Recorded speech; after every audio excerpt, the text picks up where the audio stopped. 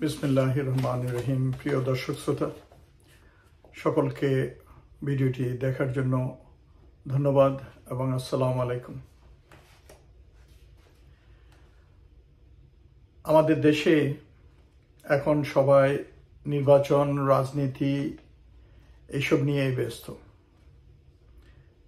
কিন্তু এই ফাঁকে আমাদের চারিপাশে কি ঘটছে এগুলো নিয়ে আমাদের খুব কম লোকেরই চিন্তা ভাবনা, এমনকি সরকারেরও সচেতনতা আমি কম দেখতে পাচ্ছি। আশা করি আমার সাথে অনেকেই একমত হবেন যে গত বছর জুলাই বিপ্লবের পর যখন আমাদের ইন্টারিম গভর্নমেন্ট ডক্টর ইউনূসের সরকার দায়িত্ব গ্রহণ করলেন এবং আমাদের সরকারের চিন্তা ভাবনা এবং অবস্থান যখন স্বৈরাচারের অবস্থা থেকে পরিবর্তন দেখল, তখন বিশেষ করে আমাদের পার্শ্ববর্তী দেশ ভারত তারা এটাকে সহজেই মেনে নিতে পারছে না। হঠাৎ করে তাদের সেই পুতুল সরকার শেখ হাসিনা, স্বৈরাচারী সরকার শেখ হাসিনা এত তাড়াতাড়ি হঠাৎ করে যে সব ছেড়ে পালিয়ে তাদের কোলে আশ্রয় নিতে হবে, আমার মনে হয় তারা কোথাও যেন হিসাবে গরমিল তাদের হয়ে গিয়েছে।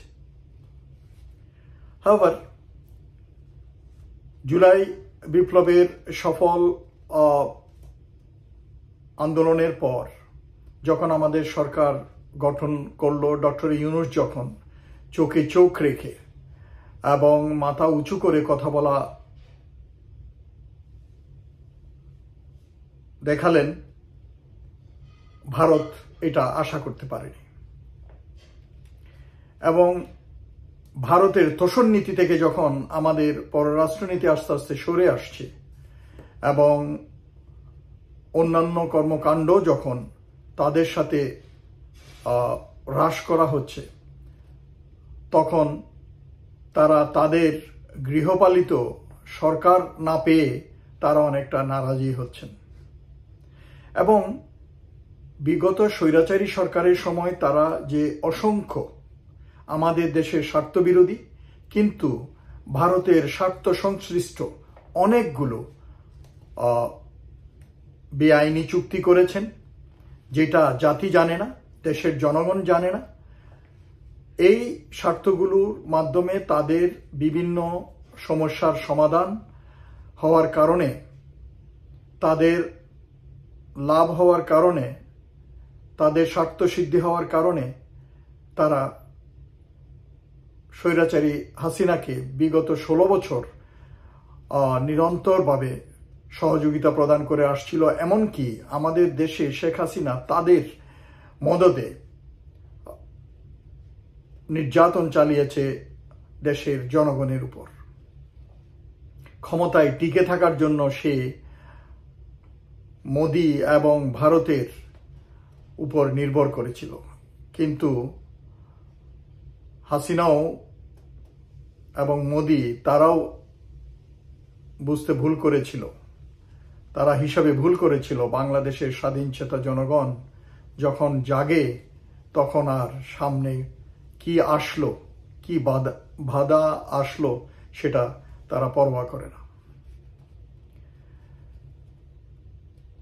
যেহেতু ভারত বর্তমান সরকারের কর্মকাণ্ড এবং আমাদের দেশের জনগণের ভারত বিরোধী যেই মনোভাব তৈরি হয়েছে, তাদের শত্রুপ্রবণ মনোভাবের জন্য ভারতের বন্ধু নয় দাদাগিরির জন্য আমাদের দেশের জনগণ তাদের উপর বিষিয়ে উঠেছে। আমাদের বিভিন্ন সমস্যার সময়ও, আমাদের বিভিন্ন জাতির দুর্যোগের সময়ও আমরা তাদেরকে বন্ধু হিসেবে পাইনি। তারা সব সময় তাদের স্বার্থ সিদ্ধির জন্য বাংলাদেশকে, বাংলাদেশের সরকারকে, বাংলাদেশের জনগণকে ব্যবহার করতে চেয়েছে এবং অনেকেই বলে যে সেই এজেন্ডা নিয়েই সে আমাদের ৭১-এর মুক্তিযুদ্ধের সময়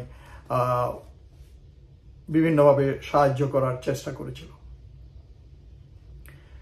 ভারত নারাজ এবং মেনে নিতে পারছে না বর্তমান সরকার, এবং আমাদের সরকার বাংলাদেশে একটা গণতন্ত্র, সুষ্ঠু গণতন্ত্র চর্চা হোক, সেটাও তারা চায় না।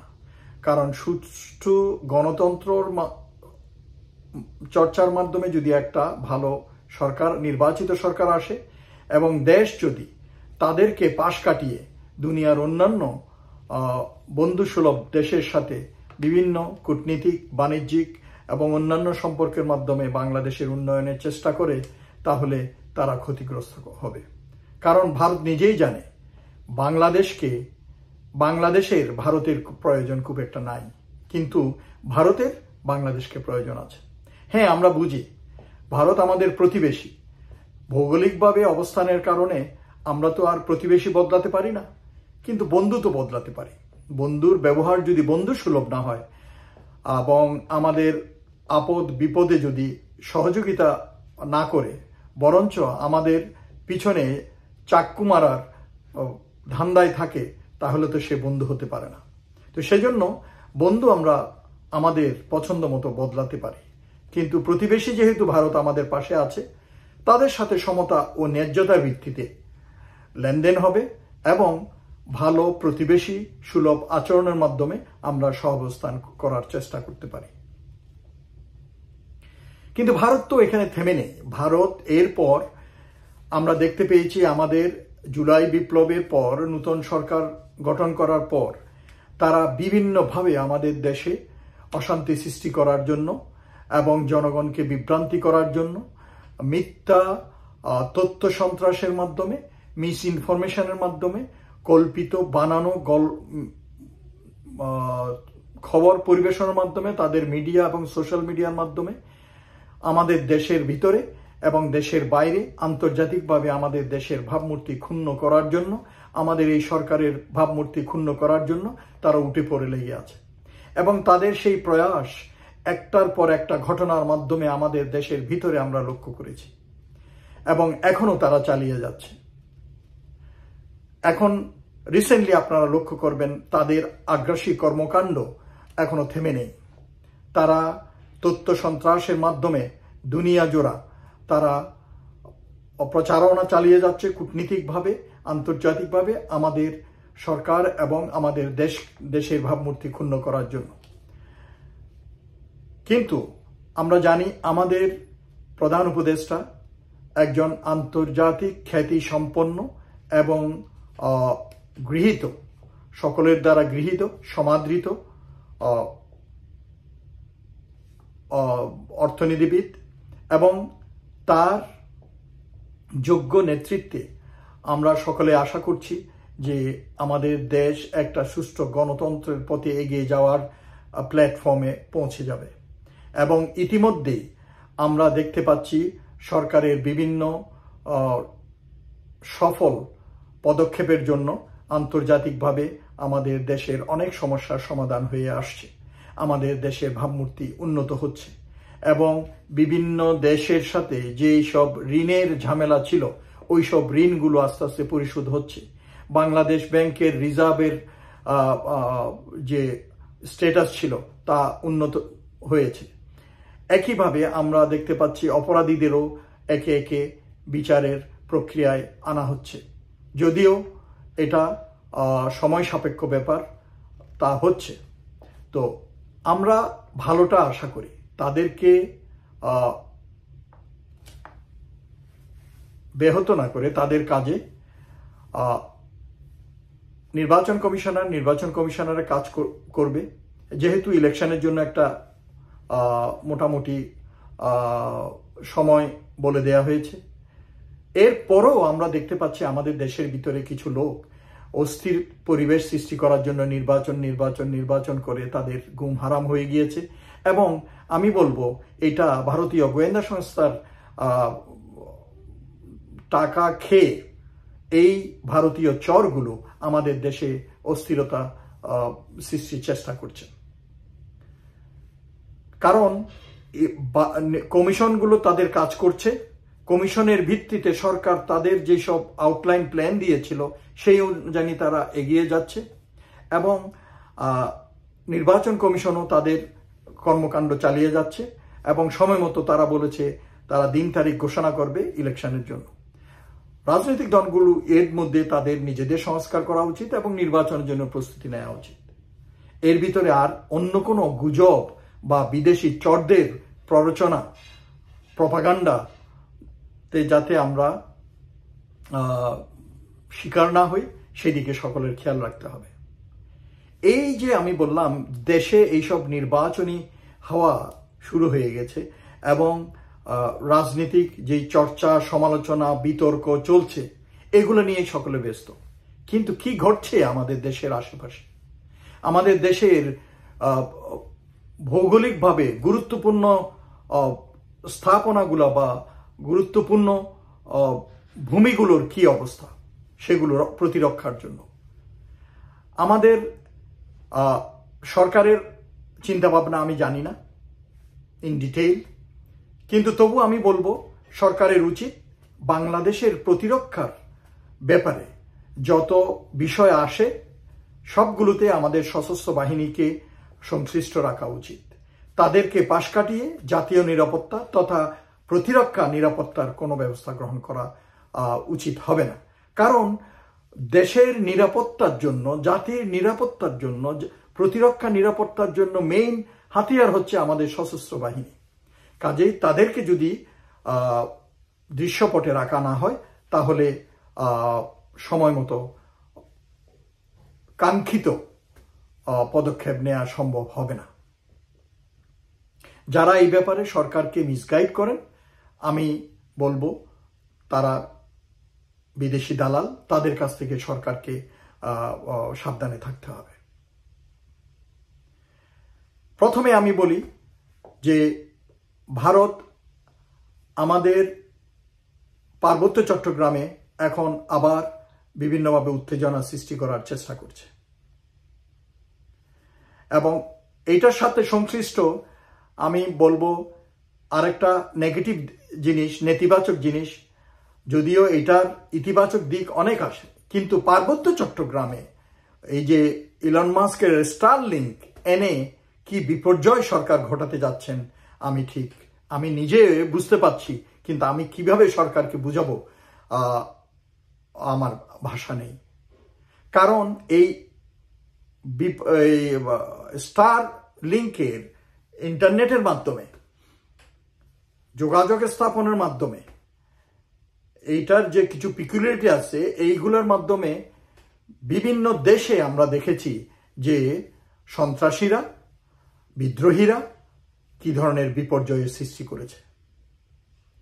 আপনি এই সিরিয়াতে বলেন, তারপর ইরানে বলেন,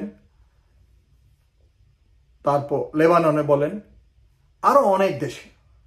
তো সেই জন্য আমি বলবো পার্বত্য চট্টগ্রামে স্টারলিংকের ব্যাপারে চিন্তাভাবনাটা আরো গভীর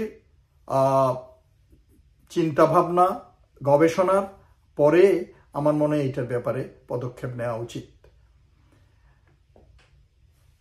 তারপর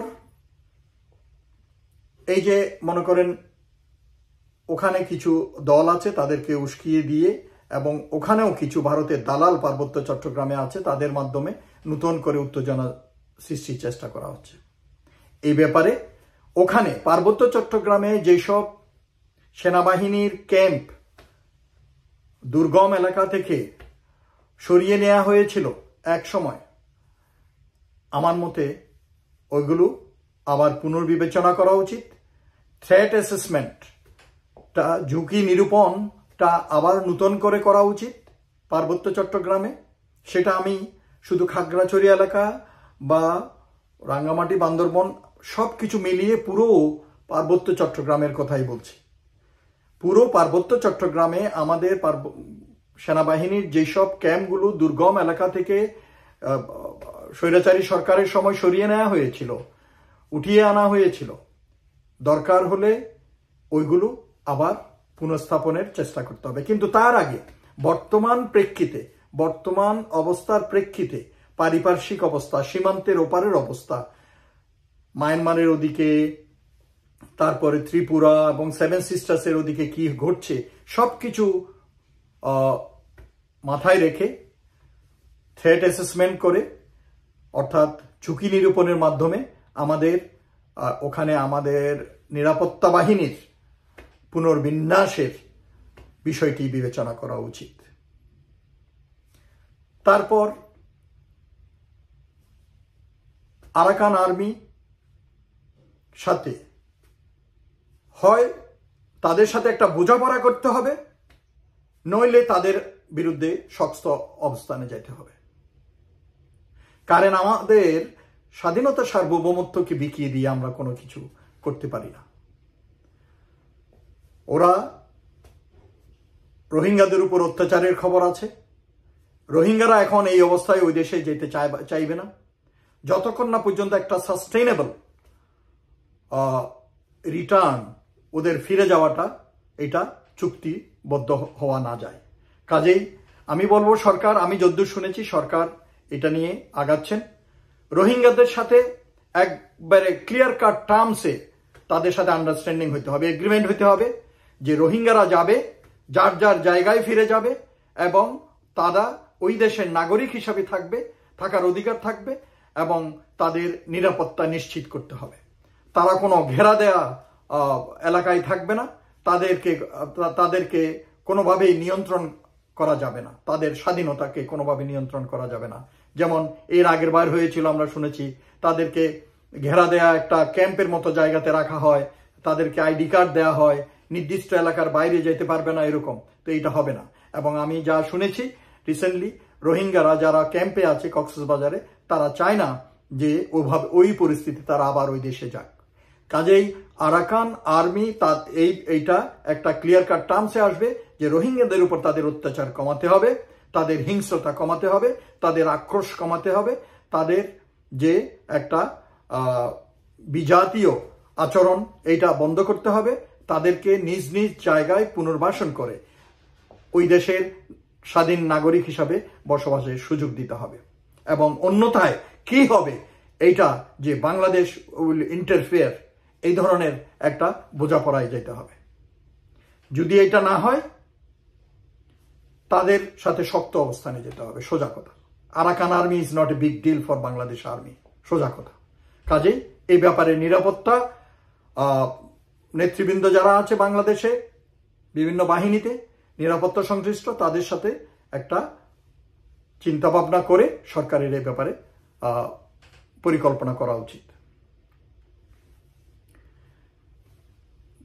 দেশের আমাদের বিভিন্ন জায়গায়, সীমান্তের বিভিন্ন জায়গায় ভারত আমাদেরকে উস্কানোর জন্য, আমাদেরকে একটা অস্থিতিশীল পরিবেশে রাখার জন্য তারা পুশিং করছে। বেআইনি কিছু লোকজনকে বেআইনিভাবে আমাদের দেশের ভিতরে ঠেলে দিচ্ছে। এটার ব্যাপারে সরকারের কূটনীতিকভাবে এবং শক্তভাবে অবস্থান নিতে হবে। তাদেরকে ভিতরে ঠেলে দেওয়ার চেষ্টা করতে হবে কূটনীতিক পদক্ষেপের মাধ্যমে, কূটনীতিক আচরণের মাধ্যমে, অথবা আন্তর্জাতিকভাবে এটাকে ইস্যু বানিয়ে এটার সহায়তা নিয়ে এদেরকে ফেরত পাঠানোর চেষ্টা করতে হবে এবং ভারতকে বলতে হবে, ক্লিয়ার মেসেজ দিতে হবে যে এটা বন্ধ করতে হবে। একই সাথে সীমান্তে আরো যেসব সমস্যা আছে, যেমন আন্তর্জাতিক সীমান্ত আইন লঙ্ঘন করে তারা জিরো লাইনেরও পরে এদিকে এসে শেষ প্রান্তে এসে আমাদের দিকে তারা কাঁটাতারের বেড়া দিয়েছে বিভিন্ন জায়গায়। তারা সীমান্ত লাইন, জিরো লাইনের ওদিকে আমাদের দেশের দিকে high powered search light, flood light install করেছে, স্থাপন করেছে, যে লাইটগুলোর মাধ্যমে রাত্রেবেলায় অনেক পোকামাকড় আসে এবং এই পোকামাকড়গুলো সীমান্তের এপারে আমাদের অধিবাসী যারা আছে, আমাদের জনগণ যারা আছে, তাদের ফসল নষ্ট করে ফেলে এবং এটা একটা এনভায়রনমেন্টেরও ক্ষতি হয়। এই জিনিসটারও খেয়াল করতে হবে। এবং এই বিষয়গুলো সীমান্তে যত ধরনের, তারপর তারা দুদিন পর পর বিভিন্ন ফ্ল্যাগ মিটিংয়ে প্রমিস করার পরও, তারা কথা দেওয়ার পরও, চুক্তি করার পরও আমাদের দেশে নিরপরাধ লোকজনকে হত্যা করা হয়। এই জিনিসটাকেও আমলে আনতে হবে এবং আমাদের পররাষ্ট্র মন্ত্রণালয় কূটনীতিক পদক্ষেপ গ্রহণের মাধ্যমে এইটা দরকার হলে আন্তর্জাতিক মহলকে এইটার সাথে সংশ্লিষ্ট করে হলো এই বিষয়গুলো ব্যাপারে কার্যকরী পদক্ষেপ নেওয়ার চেষ্টা করতে হবে এবং ভারতকে ক্লিয়ার বার্তা দিতে হবে। শিলিগুড়ি করিডোর আমরা জানি যে ওখানে যে করিডোরটা আছে খুবই সংকীর্ণ। এই করিডোরটা যদি কোনোভাবে কাট অফ করা যায়, কোনো দুর্যোগে, কোনো ইমার্জেন্সিতে, কোনো প্রয়োজনে, তাহলে ভারতের 7 সিস্টার, এখন ওইটা তো 8 সিস্টার হয়ে গেছে সিকিম সহ, সো ওই ওদের 8 সিস্টার কাট অফ হয়ে যাবে। তারা ভারতের মেইনল্যান্ডের সাথে যোগাযোগ তাদের বিচ্ছিন্ন হয়ে যাবে সার্বিকভাবে। কাজে এই দিকটাকে ওরা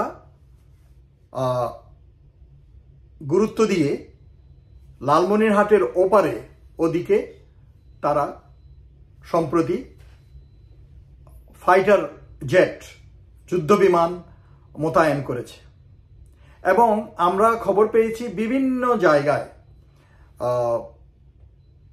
সীমান্তের ওপারে তারা সৈন্য বৃদ্ধি করেছে, তাদের শক্তি, সামরিক শক্তি বৃদ্ধি করেছে। তো এইভাবে ওরা বিভিন্ন দিকে যখন শক্তি বৃদ্ধি করে যাচ্ছে, আমাদের দিকে একটা আগ্রাসী পোস্টারে, আগ্রাসী অবস্থান নিচ্ছে, আমাদের কি এভাবে বসে থাকা উচিত? আমাদের কি এভাবে বসে দিন গোনা উচিত? কখন হবে? আমাদের প্রস্তুতি নেওয়া দরকার। যারা সংশ্লিষ্ট, সরকার, সেনাবাহিনী, বিমান বাহিনী, নৌবাহিনী, প্রতিরক্ষা মন্ত্রণালয়, সকলের দৃষ্টি আকর্ষণ করে আমি বলতে চাই যে আমাদের প্রস্তুতি নেওয়া দরকার। আমাদের উপর যে কোনো সময় যে কোনো মুসিবত এসে হাজির হতে পারে। ভারতের দোস্তি আছে কার সাথে? ইসরায়েলের সাথে। এবং ইসরায়েলের থেকে উন্নত প্রযুক্তির জিনিসপত্র এনে, ইলেকট্রনিক্স ডিভাইসেস এনে তারা আমাদের দেশের উপর গোয়েন্দাগিরির চেষ্টা অব্যাহত রেখেছে। আমাদের দেশের উপর বিভিন্নভাবে দাদাগিরি করার প্রচেষ্টা চালিয়ে যাচ্ছে। এই বিষয়টিকেও খেয়ালে আনতে হবে এবং আমাদের এই ব্যাপারে প্রস্তুতি গ্রহণের জন্য যত ধরনের প্রয়োজন এইগুলো চিন্তাভাবনা করে ব্যবস্থা নেওয়া দরকার। শিলিগুড়ি করিডোরের ওই এলাকায় আমাদের সামরিক উপস্থিতি আশেপাশে কোথাও রাখতে হবে। লালমনিরহাটে যেই বিমানবন্দর, এটাকে অবিলম্বে, দেরি না করে, আজ নয় কাল, কাল নয় পরশু, পাকিস্তান না ইন্ডিয়া, চায়না, এইসব হিসাব না করে এইটার ব্যাপারে একটা অতি সত্বর ব্যবস্থা নেওয়া উচিত। এই ব্যবস্থা যে নির্বাচিত সরকারকে নিতে হবে তা না, বিপদ নির্বাচিত সরকারের জন্য অপেক্ষা করবে না। কাজেই এই ভৌগোলিক নিরাপত্তার ব্যবস্থাগুলো, প্রতিরক্ষার ব্যবস্থাগুলো আমার মনে হয় ইমিডিয়েটলি সরকারের গ্রহণ করা উচিত। ওখানে আমাদের যে বিমানবন্দরটি আছে তাকে অতি সত্বর আধুনিকায়ন এবং এটাকে সচল এবং এটাকে আমাদের সামরিক এবং বাণিজ্যিক ব্যবহারের জন্য প্রস্তুত করা উচিত। ভারত কি বলল না বলল এটা আমাদের পরোয়া করার উচিত দরকার নেই, কারণ ওইটা আমাদের যদি চালু হয়, সচল হয়, ব্যবহার হয়, তাহলে আমরাই লাভবান হব। আগে সরকার এটা করতে দেয়নি, তো সেজন্য আমাদের এই জিনিসটা করা উচিত। নেক্সট যে জিনিসটা আমি বলবো যে চট্টগ্রামের সাথে যে চট্টগ্রামের মিরসরাই এবং ওই সীতাকুণ্ড ওই এলাকায় ইপিজেড করার জন্য ভারতকে 900 একর জমি প্রদান করেছিল শেখ হাসিনা লিজে। ওনার দুস্তি ছিল তো সেই জন্য লিজ দিয়েছিল ভারতকে 900 একর জায়গা তাদের ভারতীয় ইপিজেড করার জন্য।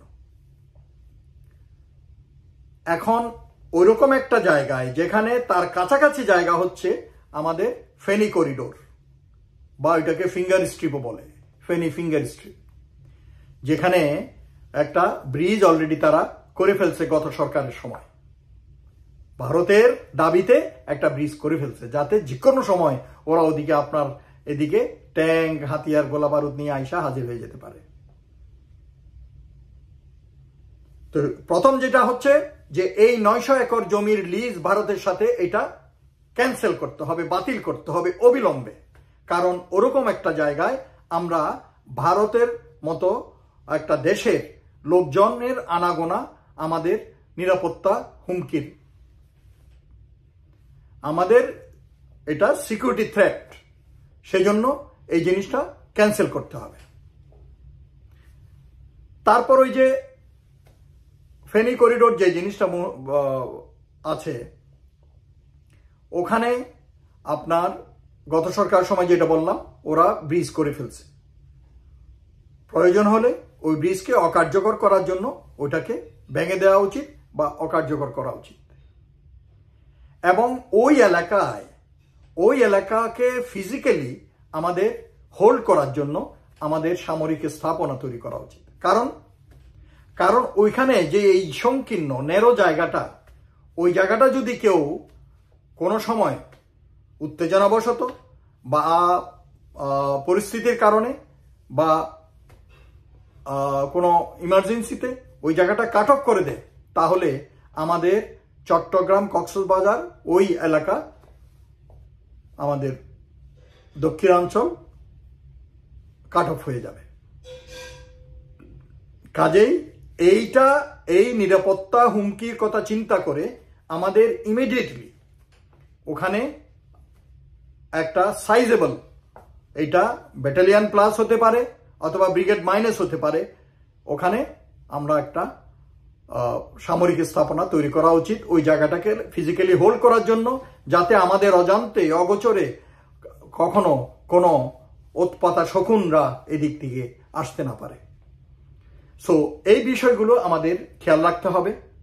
এবং সর্বোপরি যে জিনিসটা আমি বলতে চাই, এই আমাদের দেশের চারিপাশে যা ঘটছে এগুলোর উপর ভিত্তি করে আমাদের যদি প্রতিরক্ষা নিরাপত্তাকে আমরা শক্ত না করি, মজবুত না করি, তাহলে আমাদের একটা দুর্দিন দেখার জন্য সকলকে জাতিকে প্রস্তুত থাকতে হবে। কাজেই এটা একটা আমি বলবো যে দেশের জন্য একটা প্রায়োরিটি ইস্যু নাম্বার 1 কি ইলেকশনের আগে এইটা করতে হবে। আপনি যদি বাঁচতে না পারেন, আপনি যদি আপনার অস্তিত্বই যদি না থাকে, কিসের ইলেকশন, কিসের গণতন্ত্র? এই জিনিসটা আপনারা বুঝেন না। আপনারা সকলে আমার সাথে একসাথে দাবি তুলুন সরকারের কাছে, আমাদের দেশের প্রতিরক্ষা নিরাপত্তার জন্য যেন দরকার হলে একটা কমিশন গঠন করা হয় এবং এটার জন্য প্রয়োজনীয় যা ব্যবস্থা গ্রহণ করা হয়। আমাদের দেশের সশস্ত্র বাহিনীর জন্য উন্নত মানের আধুনিক সরঞ্জাম প্রকিউর করা উচিত ইমিডিয়েটলি। কেউ আগে তো পারেনি, আমাদের দেশে আগে একটা অস্ত্র কিনতে পারেনি, একটা ট্যাঙ্ক কিনতে পারেনি, একটা জাহাজ কিনতে পারেনি এই ভারতের চোখ রাঙানির জন্য, ভারতের পদলেহন পা চাটার জন্য। কাজেই আমাদের এই জিনিসটার প্রতি খেয়াল রাখতে হবে এবং সকলকে আমি বলবো যে আপনারাও লেখালেখি করুন, সোচ্চার হন, রাজনৈতিক বক্তারা আপনারা বক্তৃতা দেন, সরকারের কানে পৌঁছান এবং সরকারের কাছে অনুরোধ আপনার সংশ্লিষ্ট মহলের মাধ্যমে বিষয়টির প্রতি নজর দিন। আমাদের দেশের প্রতিরক্ষার বিষয়টি এখন সবচেয়ে বেশি জরুরি। এবং সবচেয়ে যে জিনিসটা আবার ভারত চেষ্টা করতেছে মাইনরিটি ইস্যু কার্ডটা খেলার জন্য, এই ব্যাপারে আপনারা সকলে সচেষ্ট থাকবেন, সজাগ থাকবেন, সতর্ক থাকবেন, আমাদের দেশে যাতে আবার বেহুদা কোনো অস্থিতিশীল পরিবেশ সৃষ্টি করতে না পারে। সকলে ভালো থাকুন। আল্লাহ হাফেজ।